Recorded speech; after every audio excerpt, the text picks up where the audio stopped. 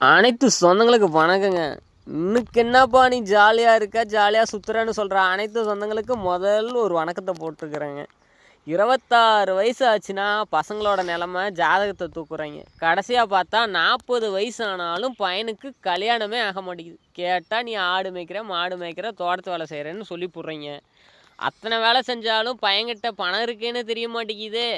பையன் பணம் இல்லாமல் எப்படி வீடு கட்டுவான், காரு வாங்குவான்னு தெரியாத உங்களுக்கு எப்படி நம்ம பொண்ணை கொடுத்தா நல்லா பார்த்துக்குவான்னு தெரிய போகுது.